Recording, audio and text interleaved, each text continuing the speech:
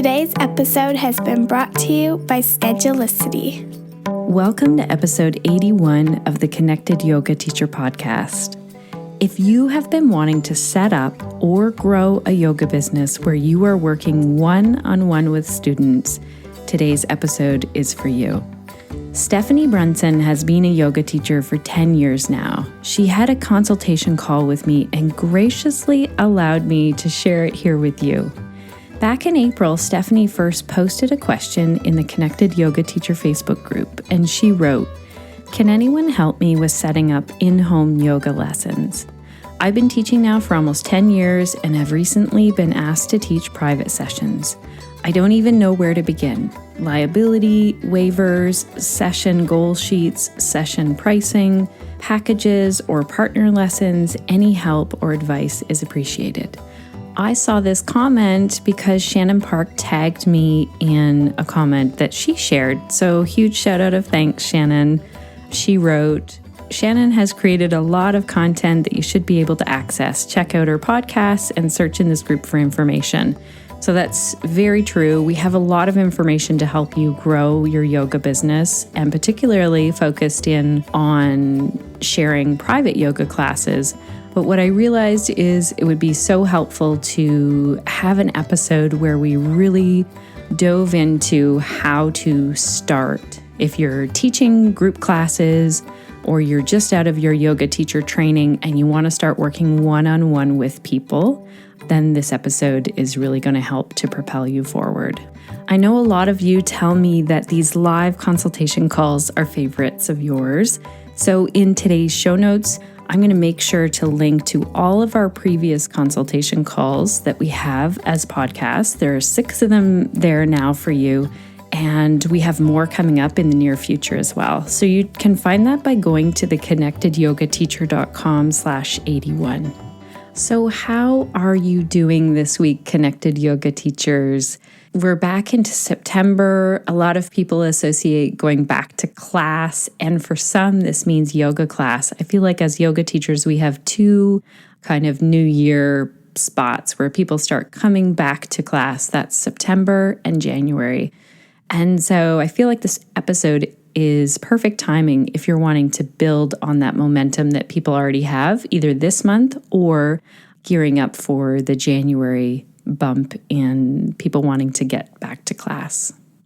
I want to thank you if you're a returning listener for taking the time to connect here. I know you're busy, and so it means so much to me that you're taking the time to listen and pop in here every week.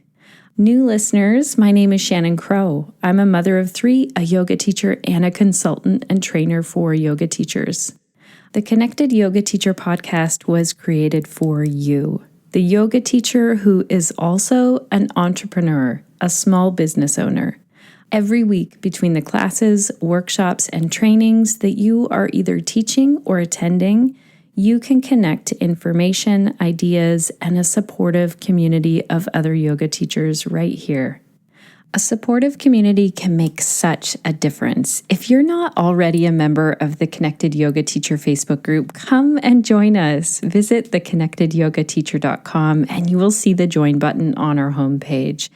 It is an amazing Facebook group, and it's for anyone who is in a yoga teacher training right now, has recently graduated, has been teaching for years. It's for you if you are a yoga teacher.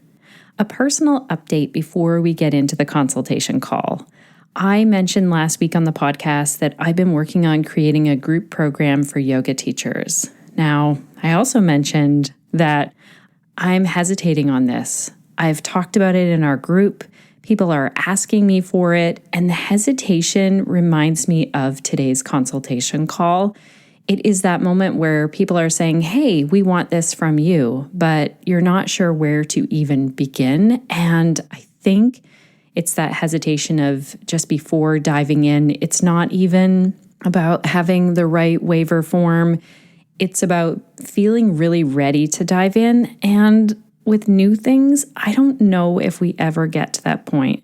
Yes, for sure. I'm all about getting organized and being organized when someone goes to sign up for something.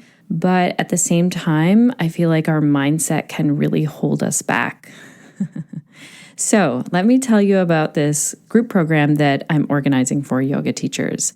We are going to meet weekly. We're going to dive into the challenges of running and growing a yoga business. So a note on this, I have really done my research on how different groups work, group coaching, masterminds, many other programs. Over the years, I've been part of some that are online and others that are in person. And I was trying to decide what our yoga teacher community needs the most. And then I slowly came to this realization that I needed to design a group program that suits the unique needs of yoga teachers.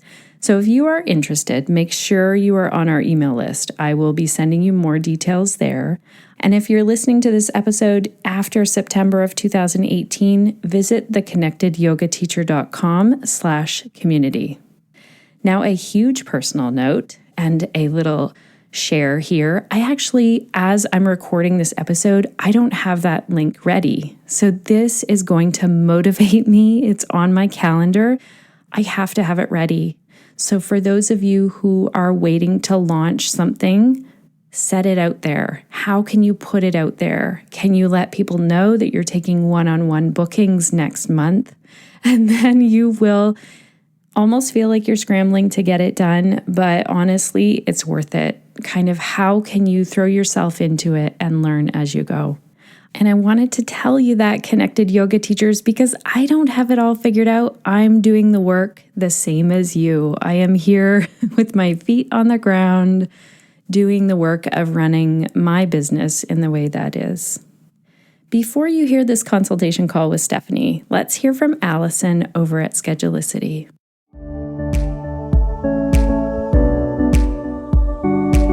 Hello, Connected Yoga Teachers. This is Allison with the Schedulicity Hot Tip of the Week. Nervous to declare yourself a master of a new yoga niche? Schedulicity makes it easy to try it out. Edit your business listing and feature your new focus prominently. You can talk about your training in your provider bio while introducing yourself and your expertise. Add classes, workshops, or one-on-one appointments that highlight your specialization. Then, spread the word to your clients and watch your new offerings fill up. You'll be surprised how many people can't wait to grow with you. Thank you, Allison, and to everyone working hard at the Schedulicity office.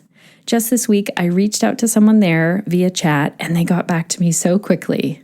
Then, when I wasn't responding, they reached out again to see if they had answered my question or if they could help me further.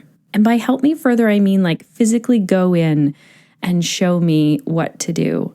Their customer service is unlike any other. That is why they are the company that I chose as our podcast sponsor.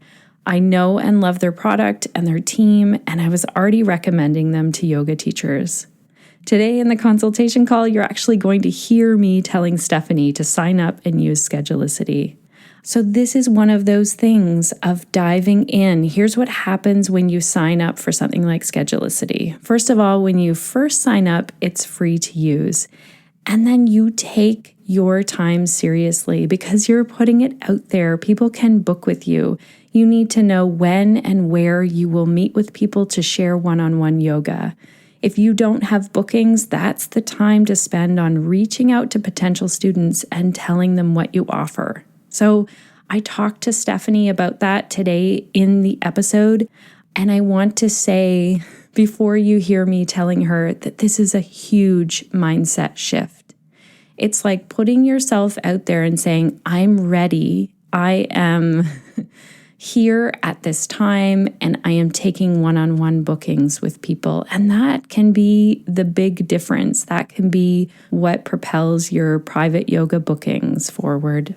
Stephanie has been a yoga teacher for 10 years now. She's also certified as a youth sports administrator and group exercise instructor.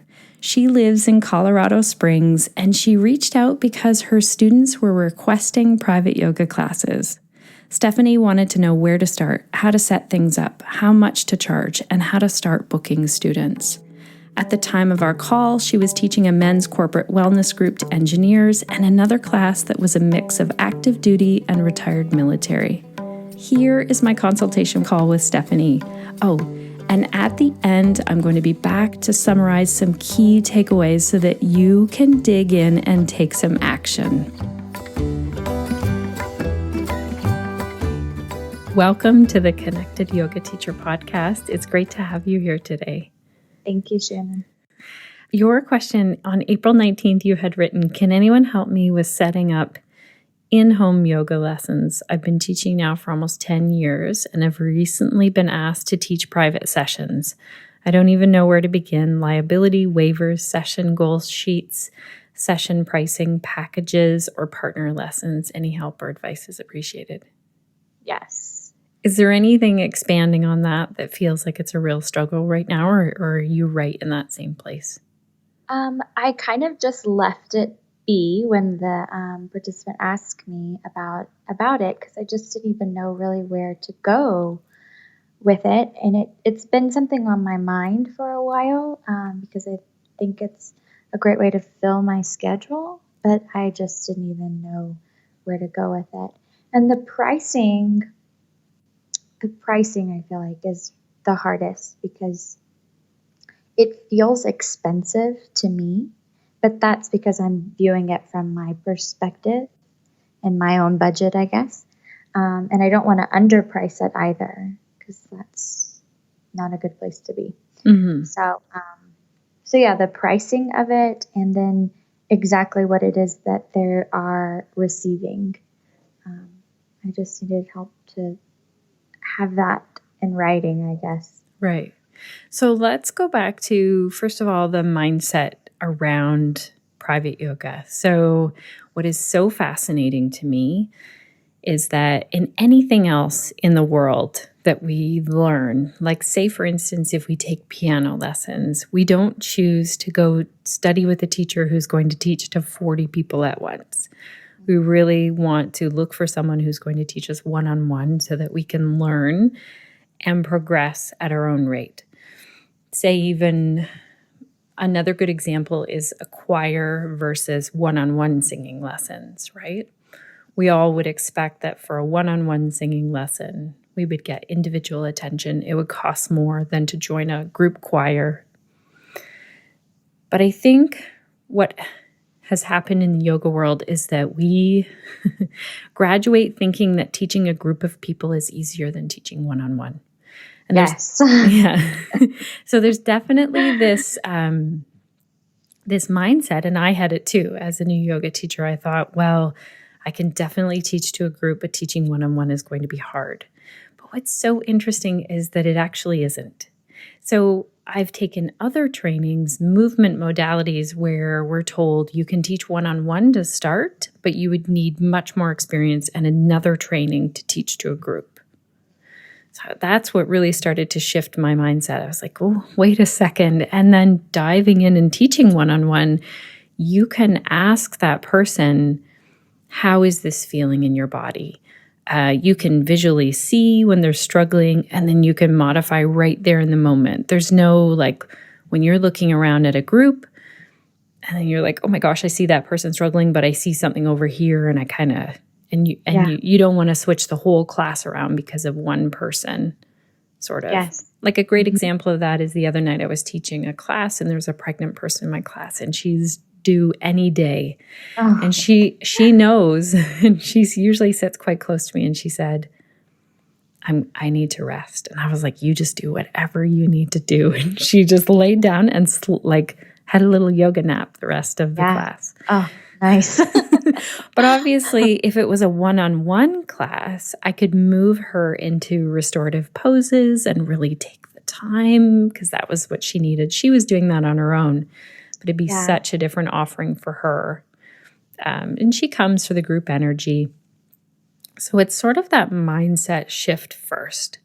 So it's the real difference of what are you offering this person. So I like to think of it that I can offer them complete one-on-one attention for whatever is going on with them.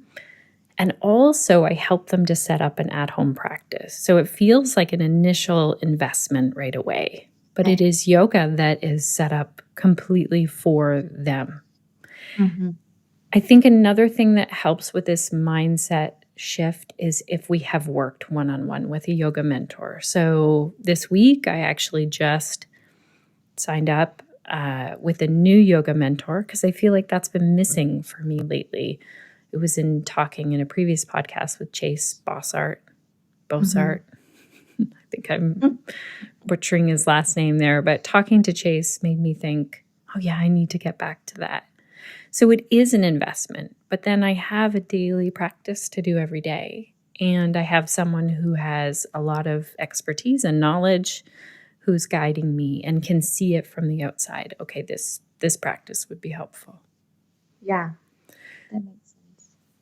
So I think if we start to look at, okay, if we take away that it is more intimate. So there's the hesitation, I think, can be where we're one-on-one. This person is like looking at us, we're looking at them, we're in close proximity, and it can feel different for sure. But that doesn't mean, and it's something I actually wish that yoga teacher training would teach a little bit more. So that we're working one-on-one with someone in yoga teacher training. I think that would, and a lot of them do this, but that strengthens that muscle. So let's look at some of the things that you asked. So does that help, that mindset? It does, actually. And the participant, when I was talking with her, I actually had subbed this specific class. And this specific class, it had a number of teachers rotating through. And she really enjoyed the class because she felt like she was learning the postures in class. And she said, if we could get together, then you could help me understand how it's supposed to feel in my body. I was like, yes, that's exactly a great reason to have one-on-one classes. And I never really considered that in my own practice because it just didn't cross my mind. So yeah, it was when she said that, it made sense that she would work with me one-on-one for a short period of time to engage those mind-body connections so she could take that into any class with her. Yeah. So yeah. So obviously your teaching style really resonated with her. I would say it's never too late to reach back out to her. So maybe your schedule got busy and you can reach back out to her, but I get that you feel like, wait a second, I want to have all of the pieces in place before I do that. Yeah. So the waiver form is a great example of that. I have an editable waiver form. I can send you the link for that. It's on the Connected Yoga Teacher website now under resources. Oh, okay. And I think it's also a liability and waiver form all combined. Mm-hmm. And the way I do it when I meet one-on-one with someone is I sit down with the waiver form, they fill it out generally, and then I ask them questions about that. So that first session can be quite a long time, like maybe I want to say 15 to 30 minutes of intake and talking in that first one. Now, I do each one as an hour. I know some people do an hour and a half as the first one, so that it's a half an hour intake time. And I also know some people who just book the hour where it's intake. They just get to know that person. They do a few movements that maybe would give them some indication of how this person is moving and feeling. So say, for instance, someone wrote down that they had a previous surgery or a condition that I don't even know about. And I think that's the other thing that holds us back from doing a one-on-one is that we feel like we have to know like every single medical condition. Yes. But we don't. We just ask people, oh, what is that? And how does that affect the way you move or the way you breathe or your everyday life kind of thing?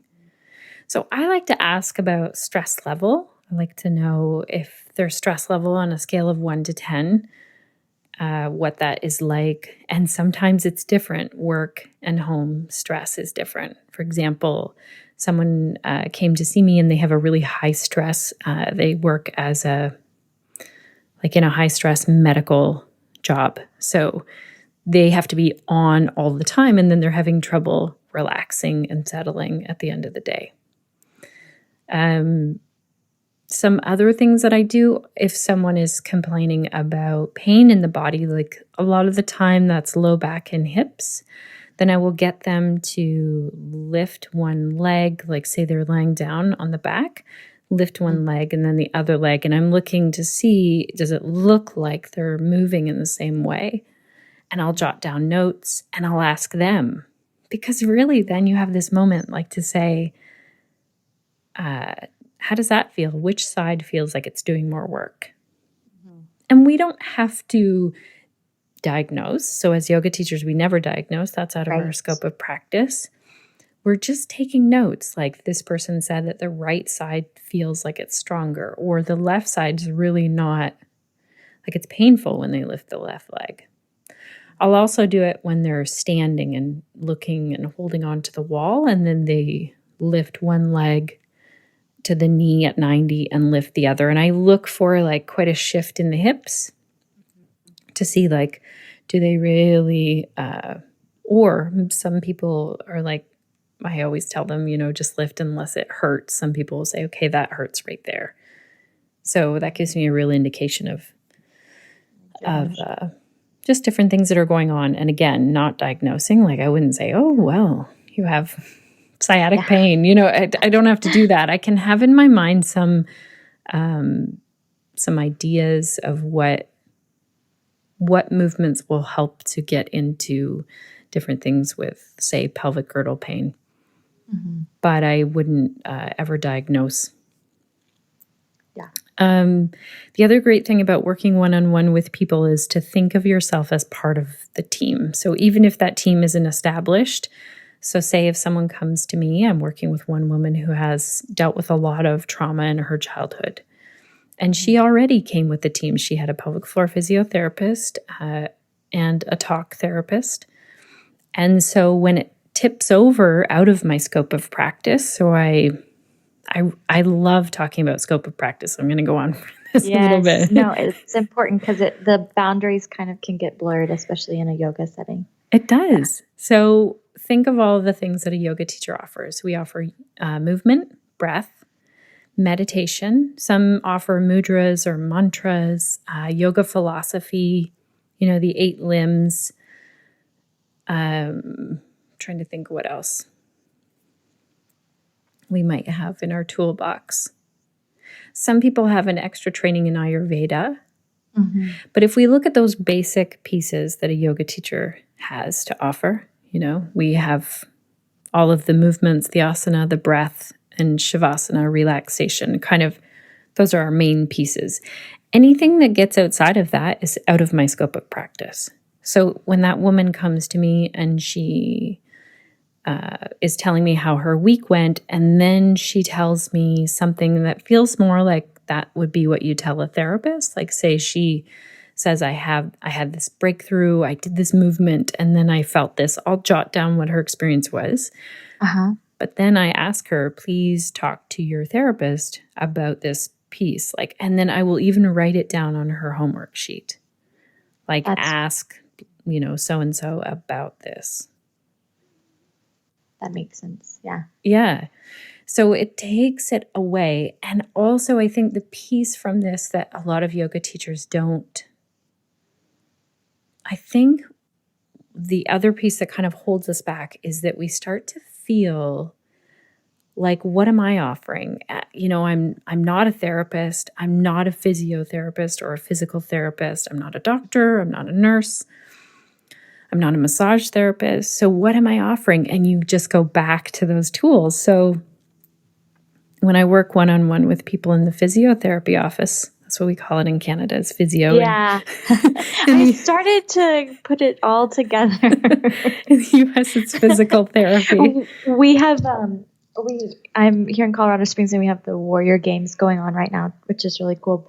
But everywhere you go, it says physiotherapy because we have them from all over the world right now. And I'm like putting it all together.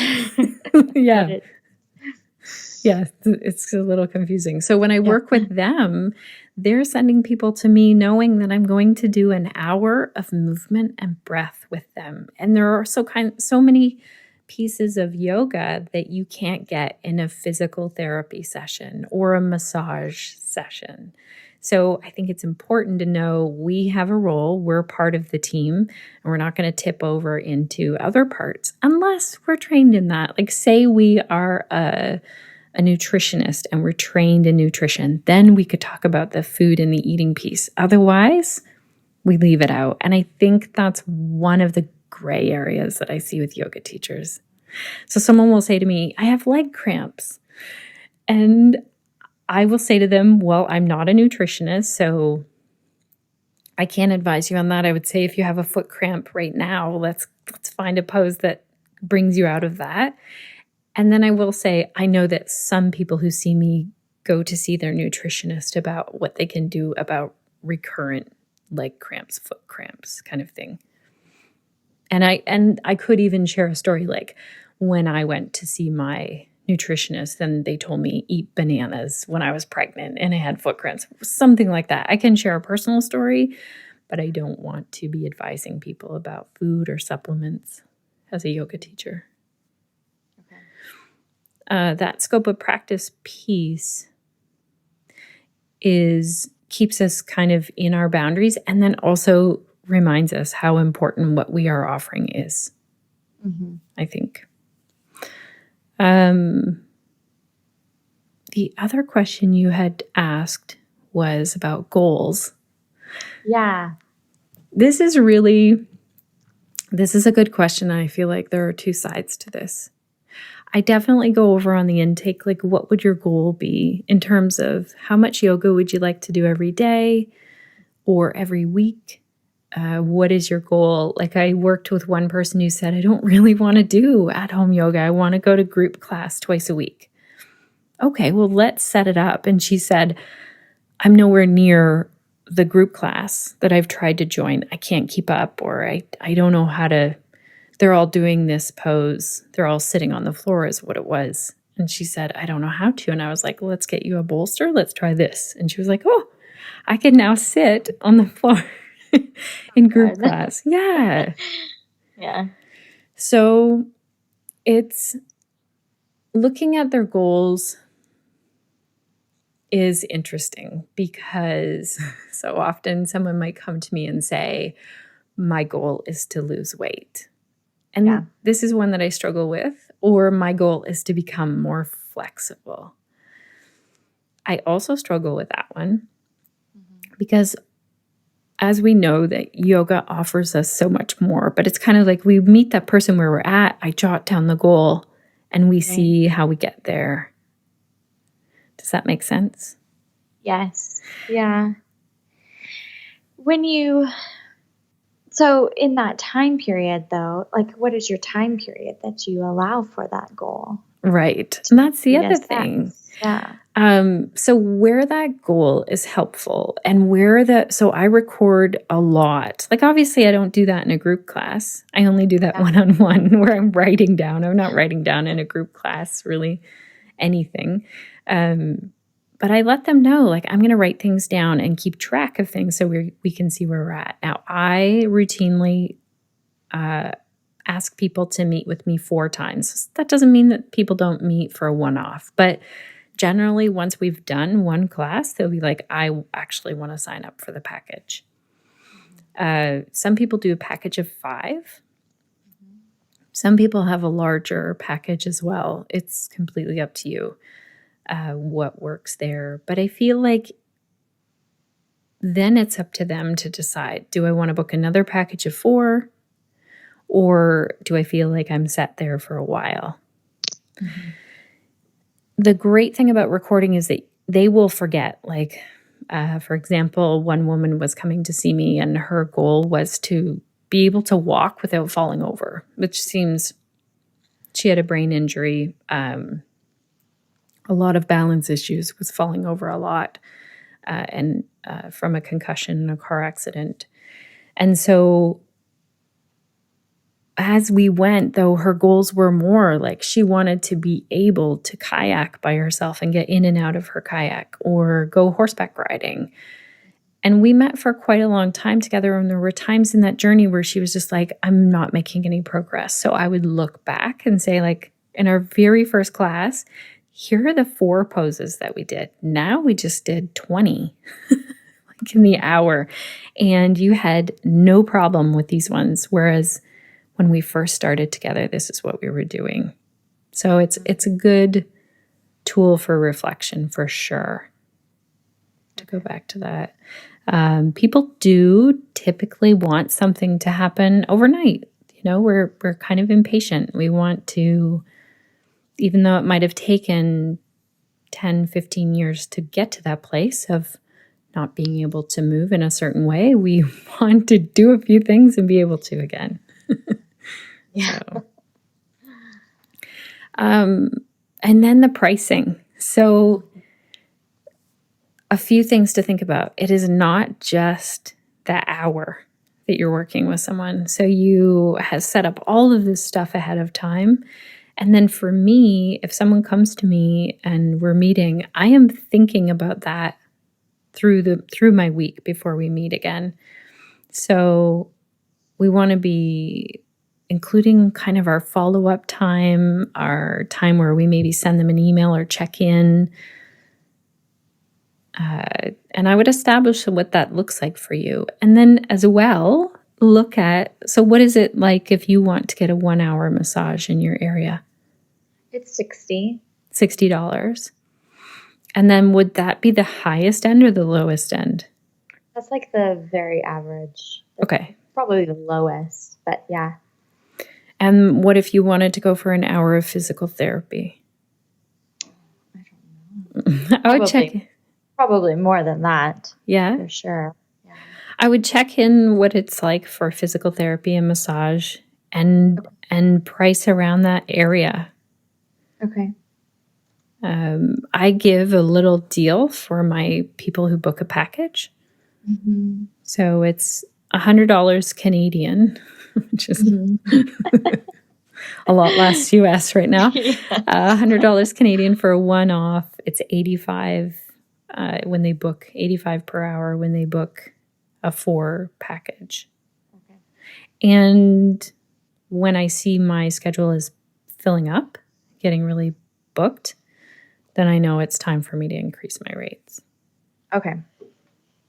Yeah. That makes sense too. Mm-hmm. What were you thinking per hour would feel?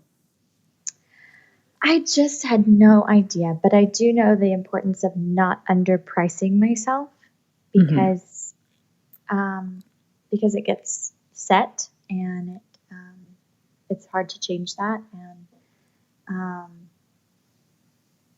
and yeah, my time is valuable, and but then I don't want to feel like I'm overpricing it either, and then totally losing out on clients and things. Right. So also think of the rental of the space and your travel time there. So do you have a place that you could book now where you teach out of? The facility that I teach, one of the facilities I teach out of, I can have access to without cost. Wow, that's fantastic. Yeah. And then I have space in my home that I could be holding clients at. But I would prefer to be going to their home. Right.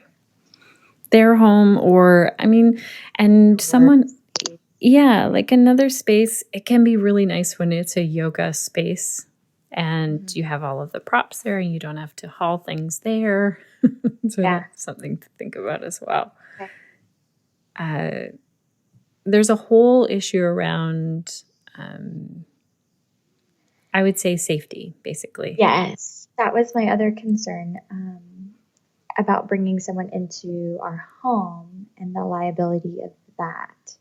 Mm-hmm. And then also my own safety going into someone else's home that maybe I don't know. Yeah. So they have a dog thing or know, something that's not friendly to me. Yeah. I used to do Thai yoga massage, and For people who I knew really well, I was okay with having them in my home studio or going to their home. Going to people's home, though, is quite distracting. Sometimes, like, I remember getting to one place and there were like 5 clocks that went off every hour. And that person And you was don't realize till you're there. And it's and they're really used to it, or maybe their phone's ringing or their dog's barking or there's people coming and going. And so I think as yoga teachers, we know how to like create a sacred space for a period of time. And some people don't even think about that. But whenever I would be booking someone, especially a man who I didn't know, I would use the office in town. Like I had a Thai massage office that I used, and I would book them there where there was someone at the front desk, just for my own safety and just a professionalism. Yeah. Yeah. Okay. Any other, so you said packages or partner lessons? Yeah. So that's when I was discussing with my husband, he said, we were just tossing ideas around. And one of the things that I have seen as well is, if there's 2 people signed up at the same time. So like a couple or a mom and daughter or something like that. Yeah. And the pricing for that. So there's 2 ways to go with that. Some people will say it's this much per hour and then an additional cost for each person. I go the other way and I think, you know what, if somebody's going to take the time to organize like up to 6, I do a semi-private. If they're going to organize 5 other people to be at a certain place at a certain time, I just charge the same thing, but I don't do that organizing. Right. Mm-hmm. Okay. So then they would be then getting the discount. Yeah. And so they have the incentive then to bring more people. Okay. Someone just asked me about this in my group class because they were like, oh, we're done for the summer. And I said to them, you guys, there are so many yoga teachers in our area that if you wanted to book a semi-private and you knew kind of what sort of yoga you wanted, you could do it. Okay. Mm-hmm. And then also, how do you recommend going about advertising personal yoga sessions? Because like I said, it's been in my head, but the idea of really, advertising it, I wouldn't even know where to begin. Right. Advertising it. So put yourself in the mind of the person who might want one-on-one yoga. The best advertising is going to be word of mouth. If your friend says to you, I got this person, like just the other night I was standing outside talking to my neighbor and I was like, we have our cleaning person coming to do the windows. I'm so excited. And then she's asking me, oh, who do you have? Because she knows, hey, if Shannon has someone, then I could likely trust her to also be in my house. So that word of mouth is ideal. So if we are working one-on-one with someone already, we can tell them, I have space. If you can refer people to me, if you can give me a testimonial, those things really help. Now, if we're starting brand new, do you have a website now? I do not. I had one previously, but I'm just not great with That's all right. stuff. What about a Facebook page? Do you have a Facebook page? I do. Okay. So one of the things that I ask people to do when they're ready to book one-on-one is to choose the date and time. So I talked about this in an episode about creating your ideal schedule. Yes. Because this is the second part that holds people back. You don't want to play that email tag game. Mm-hmm. Once you're like, okay, the day that I will do private yoga is this day, this time. And it might be just, you might pick like a morning or a full day to focus on that. And if you don't have people booking, then you need to be advertising in that time. Okay. So you spend that time advertising. So say, for instance, it's Monday morning and you're like, every Monday is going to be my time to teach private yoga from this time to this time. And these are the locations. And here's how people would book. It has to be easy for people. Yeah. And that gets into like, do you have that space available at that time? All of the logistics. How much is it? And so you can use a schedule, like Schedulicity is what I use. And it's free to start until if you got up to where you have 20 bookings a month, then you have to pay, which is perfect because you establish. Yeah. So I would say start there. And then what I have seen work the best is kind of a social media share. So if you can get a friend, or maybe you offer like 5 reduced rate private yoga sessions because you want to do some photos, or even you have a friend, I would say get a friend to do it with you. So maybe a few friends, and you take some really simple, they don't have to be professional photos, but just some nice photos of you working one-on-one with someone. So you would move them into a pose, and it might be at your at-home studio, it might be in the other studio. And then to create some posts that talk about why someone would choose. So if you get into that student's mind, a lot of the time it's schedule. So often people will send me an email or call me and say, we're up from the cottage, or we're up at our cottage and we want yoga at this time. Or maybe you specialize in something like that is the other side of things. You can start to specialize and say yoga for couples or yoga for back pain, and then people get to know you that way.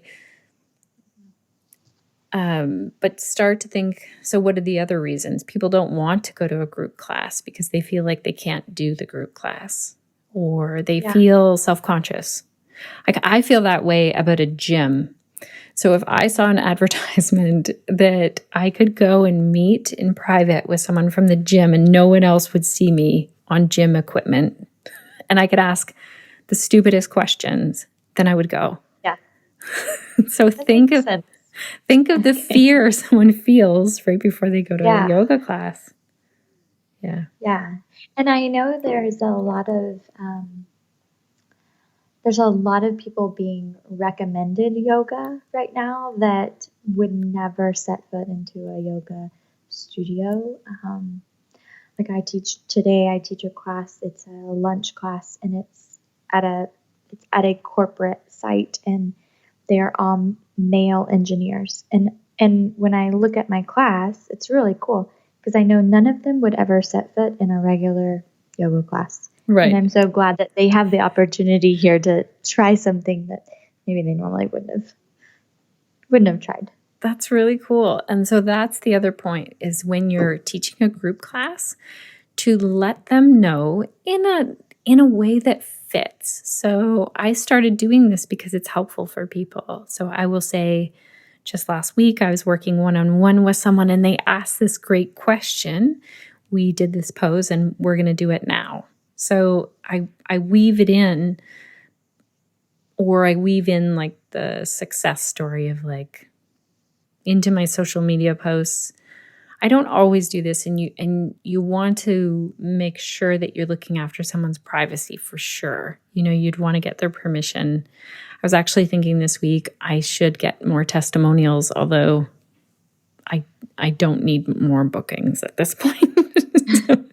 But these are the ways to get that, or to take a photo of, to have a photo that kind of illustrates, a photo or a video that illustrates like one pose that you're doing with someone, like, or even this group of people, this idea that they wouldn't step foot in a yoga studio. How could you make a post about that?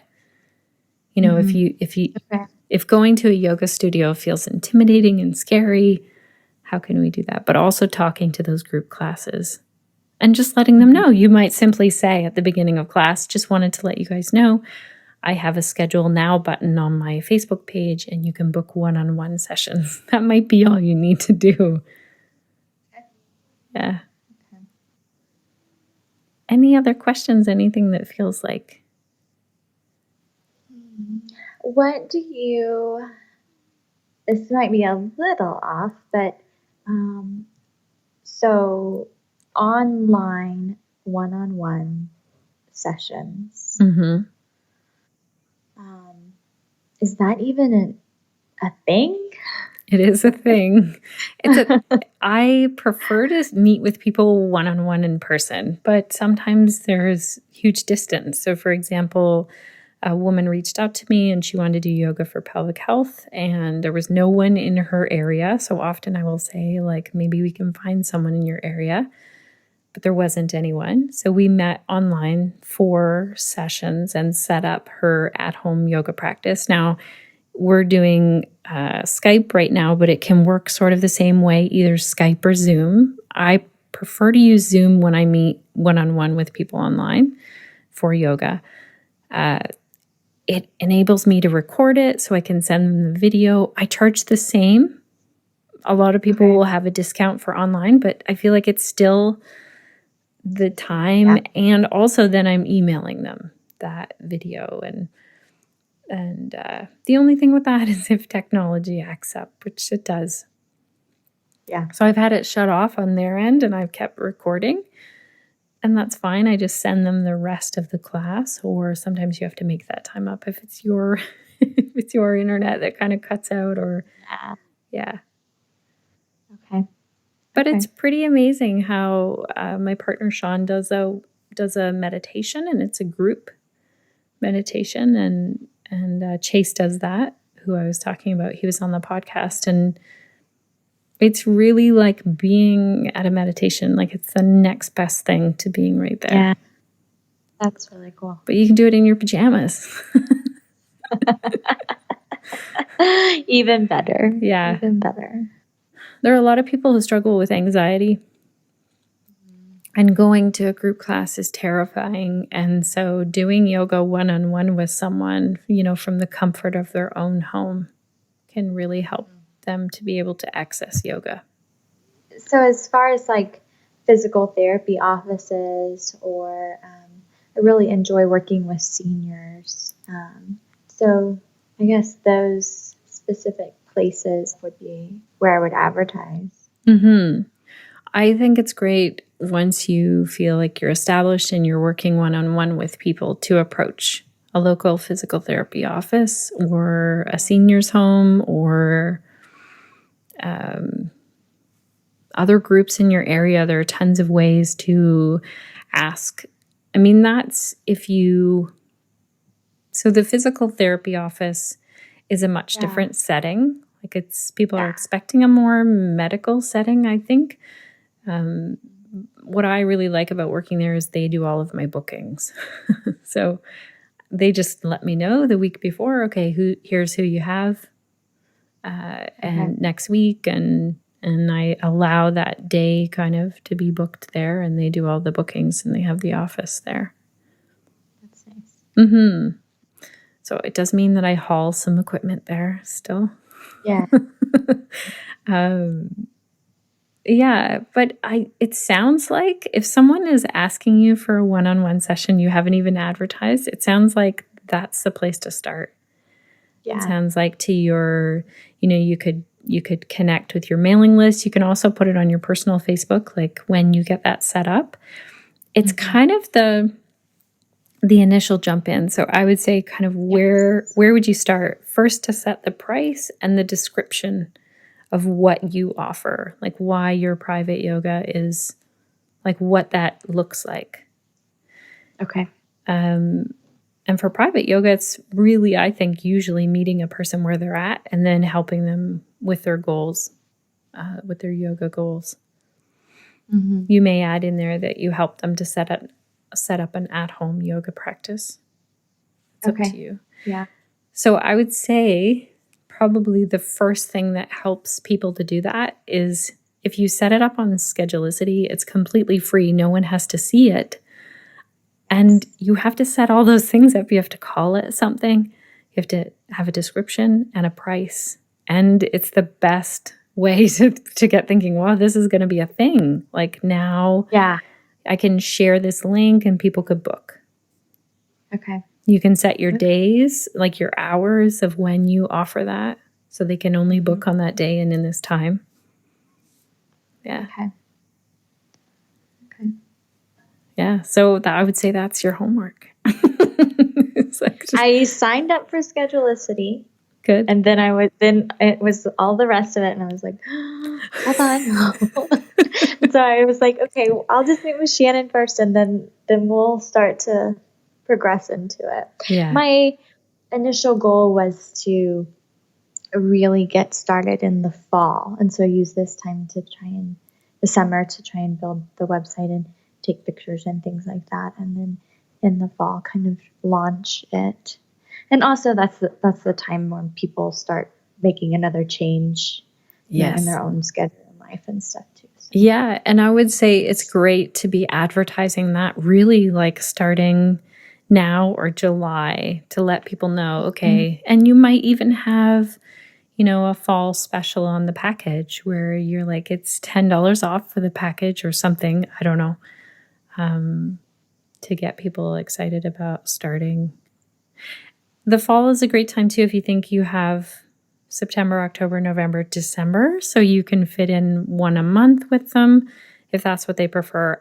Oh, this is the one other thing that I like to set up. So I usually have it where I meet with someone a week or two after the first.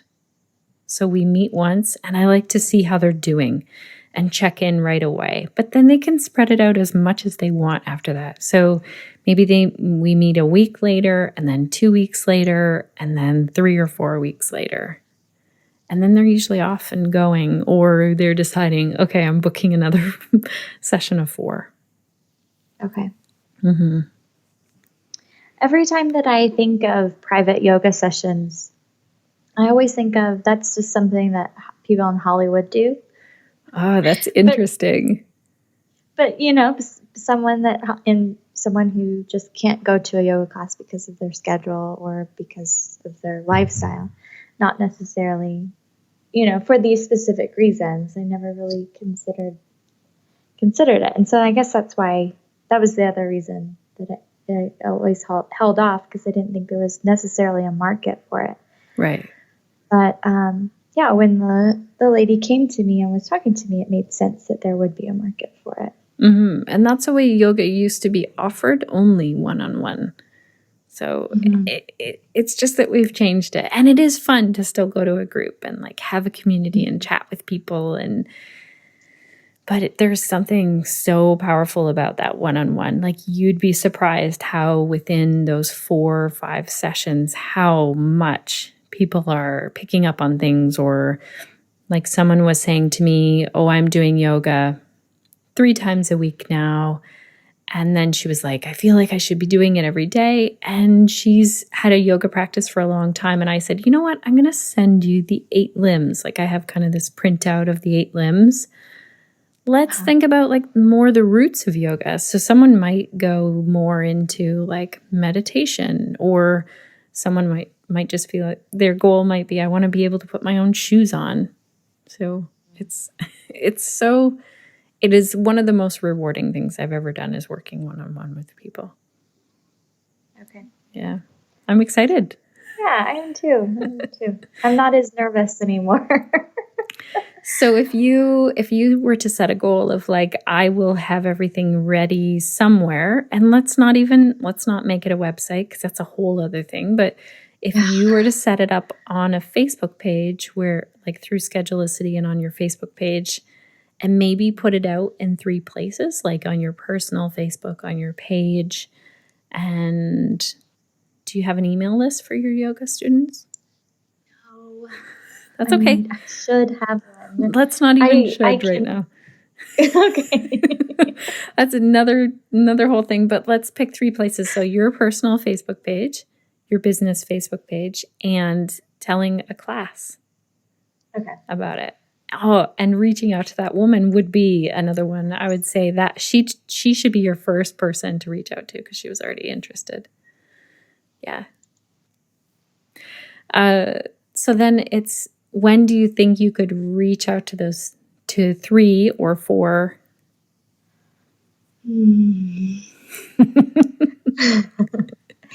I could probably give myself a full month to feel confident to do that. Right. So July the 6th. Yes. Okay. So after the July long weekend, And we celebrate Canada Day on the 1st, and you have July the 4th. So then you could let those people know. That's a good time too, after the long weekend, to have that in mind. It'll be mindset stuff. So just remember that as you go through, when you feel like, I can't do this for whatever reason, if technology starts to get in the way, or you start to feel like, I need a website before I can do that. You don't need a website at all. Yeah. Okay. Yeah. And really my current schedule doesn't allow for a lot of space either. So that was kind of my consideration as far as opening a web page, was that, I don't really need to have that much work right now. And so I don't know that that's necessarily where I want to go with it. Yeah. But I definitely have a few hours in my schedule during the week that could be filled with private lessons. Good. So it'd be fun to see, like, setting that all up in your mind is going to be the hardest part. And then just letting people know at the beginning of July how they can book with you. Okay. Yeah. Thanks. It was an amazing question. It was great to get to meet you. Yeah, you too, Shannon. Thank you so much for doing all of this too. It's really great stuff, and it's really helpful to a lot of people. Thank you.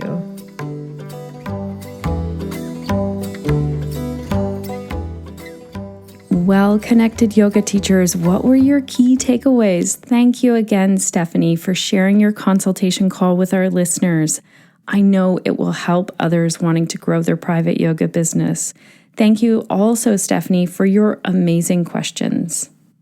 I want to dig in and share some of my key takeaways. And in this, I'd love it if you just chose one. What would be your one key takeaway? Maybe you have something different than me, and choose one that is an action item. What is something that you can take away from today's episode and use in your own yoga business right now, this week? And I would love to hear about it. Tag me. I love Instagram stories. If you want to take a little screenshot of what that action looks like for you, or tell me about it, I would love to hear from you. On Instagram, you can find me at Shannon_crow_yoga. Okay, so my key takeaways here. I really want to get into this mindset of teaching one-on-one yoga is easier than teaching to a group. And I addressed in my call with Stephanie today that sometimes it can feel more intimate, and that can be the harder piece. But just remember that the feedback, the modifications, these happen easier when we're teaching one-on-one. We really have that immediate feedback from this one person. We can see students. We can ask them questions as we go. You are fully equipped right out of a 200-hour yoga teacher training to start working with people one-on-one. We have mixed this up some way in our yoga teacher mindset. We've mixed it up to think that teaching a group is easier. And it isn't. Give it a try. Even try with a friend. Another key takeaway is to work one-on-one with a yoga mentor. And this is so that you can know what it's like to be the student in a private one-on-one session. If you need help with your waiver form, not to worry. I have one on the connectedyogateacher.com. Look under resources. There's an editable version and a printable PDF. So if you just want to print one off, it's ready to go. If you want to customize it for your own yoga, it's there for you as well. Another key takeaway is ask questions when you're working one-on-one with people. You do not need to know everything. Ask about what conditions people have, if they have them, and what their symptoms are like, what it's like for them. Ask about their stress level at work and at home. If they're telling you about pain, you can ask them on a scale of 1 to 10 on average. Have some questions and maybe even formulate a list. This would be a fun thing to do even in the comments of our show notes or in our Facebook group. What are some of the questions that you ask in a one-on-one session? We can brainstorm together, or what would be some helpful questions. I remember going to a one-on-one session with someone and they said, "How can I serve you today? What would you really like to get out of this yoga class?" And I thought, this is so great. This is fantastic. I've also gone for a massage appointment where they asked me a similar question, and it made me feel like I was really getting my money's worth before things had even started. Another actionable item here is to take down notes. So have something ready to go to take down notes. I have noticed in the last few months that I have 2 separate papers that I keep. So one has a letterhead with our physio office information on the top, and I often add my cell phone up there. And the other paper is more for me. So one of them goes to the student. I copy it for them. I keep a copy for me. And that's usually their homework, quote unquote homework. I love to give out homework. People really like to have something to take home and to do. So that's my style of teaching with people. So I write down on their paper and anything that I might think is helpful, like sometimes listening to a podcast or a certain book that I think would be helpful for them. Then I'll jot that down on their paper. They're taking that home. And then my messy notes of all of the things that I notice that maybe I wouldn't want them to read, or all of the things I want to remember. So, for example, maybe a yoga student says to me, I'm having my grandchildren next week, so I can't meet. Then I will jot that down. And so that the following week I can say, hey, how was that visit with your grandchildren? Because honestly, I can't remember what everyone told me that they're doing. So my notes are as much for me and to sort of track their progress. So practice that. Work with a friend. Ask if they'll do that. Do a little beta version of working one-on-one with someone and jot some notes down. My next takeaway here is, again, a mindset one. I want you to visualize and see yourself as part of, and an important part of, the healthcare team. So you are part of a team. Refer out to and reach out to other healthcare providers, massage therapists, chiros, and see these people around you as peers, as professional peers. This doesn't mean that we do what they do. We don't at all. We stay within our scope of practice. And I talked about this in our episode with the 8 limbs. For me, the 8 limbs gives me my scope of practice overview. I know that anything within the 8 limbs is within my scope of practice. Anything outside of that, I refer out. And I'm really adamant around this, around nutrition. So I don't have any nutrition training. Therefore, I don't tell people how to eat. It's out of my scope of practice. It's not within the 8 limbs. I'm really clear on this in my own mind, and that's what allows me to confidently work one-on-one with people. At the same time, I had to come to the mindset that what I was offering was as valuable as a visit to a doctor's office, a chiropractor office, a physio office, a massage therapist. That's what's enabled me to charge what I do and to really impact people, to put my message out there. And I do know I meet with people all the time who tell me that the yoga is helping them in such an important and impactful way. I also meet with people who I say, I think that yoga is not going to be the best tool for you right now. Here, let me refer you to this person. I don't know what the action step here would be because it took me some time to come to this place of confidence. I don't know if it's over time and hearing people come back and tell me, or having physios refer people to me, or feeling really like I found my niche in the yoga world. If you have an idea around this mindset, I would love to hear it. I think the biggest thing that I can offer right now is for you to go back to what yoga gives you. If you have an hour of one-on-one yoga with someone, what does that offer to your life? What are the benefits? What is that worth for you? And really look at the mindset that goes along with that. Another part of taking those notes is to ask students what their goals are. So their goal might be to sleep through the night. Their goal might be to put their shoes on. Their goal might be jumping on a trampoline with their children and not leaking urine. There are very different goals that I hear from people. And like I said in this episode, Some people come to me and they say that their goal is to lose weight or be more flexible. I don't argue with them. I jot those goals down and we work at different things. So I do not promote losing weight or gaining flexibility. If I was working with someone who was building a lot of muscle at the gym and then they were feeling like they were losing their flexibility, for sure, I would go there. And yes, I do work with yoga students who connect with their body, their breath, and feel like they're more themselves. And as a side note to that, maybe they feel better in their body. And for some people, they focus around losing weight. I don't. I really focus around let's feel good in our body. I really bring it back to ahimsa. So keep that in mind when you look at the yoga goals. Also, some of the nitty-gritty stuff. So let's set our prices. Let's talk about packages. Let's look at our location. How can we really simplify things when people book with us? What about your marketing? Do you have a Facebook page? Do you have a website? What is your one-on-one yoga class schedule? And what is it ideally for you? Not when is it best for other people? When is it best for you? So for me, it's best between 9 to 3. Those are the hours that my kids are in school. And I know some of you might be saying, well, other people are working during those times. Yes, and there are enough people who aren't working during those times that book with me. Last key takeaway here is how can you niche down with your one-on-one yoga classes? So maybe you are specific to offering one-on-one yoga for grandparents.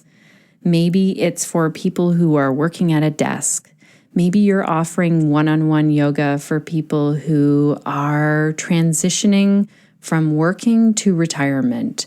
You can niche down so much, and I know it's scary. I know it may feel like you're going to push some people away. You definitely will, but let's look at who would you ideally like to work with. And if you're struggling with the niching down part, I work 2 ways with people in this. I either work one-on-one in consultation calls, or I have a Define Your Yoga Niche course, which many of you tell me you love because it's like being there live. So you can get the replay of that course. It's one of my favorite topics to teach to yoga teachers, and it isn't easy. I am always working on my niche. I feel like it's a continuous process, and I think it's meant to be. So I go back to this work every year and do it again. When you order the replay course, the great thing about that is that you have those resources, so you could go back to it whenever you want. Okay, connected yoga teachers, I do not want you to feel like all of those things you need to take action on now. Just choose one. You can always come back to this episode, re-listen, but for right now, how could you start to build a one-on-one private yoga business? What is the one step that you could take today or this week?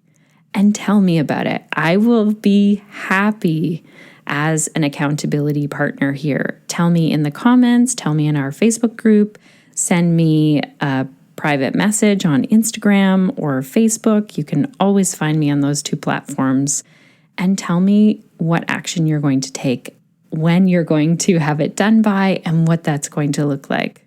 If you're wanting to get together in person with me, I am teaching Yoga for Pelvic Health, a 20-hour yoga teacher training September 22nd and 23rd. It's coming up soon in Meaford, Ontario. This includes 20 hours of in-person training. There's a super comprehensive manual. You get all of the information and yoga flows so that you're ready to teach at least a 12-week session of Yoga for Pelvic Health and feel super confident doing it. You can go to theconnectedyogateacher.com, look for trainings and events for all of my trainings and events. There's also an 8-hour online training if you can't make the in-person one. I know a lot of you are saying you are loving that content. If you have enjoyed today's episode, 2 ways that you can kind of share the love here. You can press pause now and leave us a review on iTunes. If you're not sure how to do that, you can see a button on our show notes page. Go to theconnectedyogateacher.com/81. That's one of the buttons at the top, or share it with another yoga teacher who you know wants to build a private yoga business, wants to increase private yoga student bookings. Make sure if you leave me a review on iTunes, tell me your name if it isn't in the iTunes name so that I can say a proper thanks and shout out to you. Because I get ones like this one. So SYMO66, Simo66 from Australia says, "Thanks, Shannon, for this podcast. Lots of your time and effort goes into producing this, so I really appreciate it. This is such valuable information to get a perspective on the world of teaching. If you have not yet an episode on teaching in gyms, that is a very good idea, Simo66. This in Australia is seen as somewhat of an entry for new yoga teachers, so the variety of injuries, bodies, and body types is so very diverse. I'd love to hear from other teachers that already use this platform." Wow, I have a lot of thoughts in my mind already.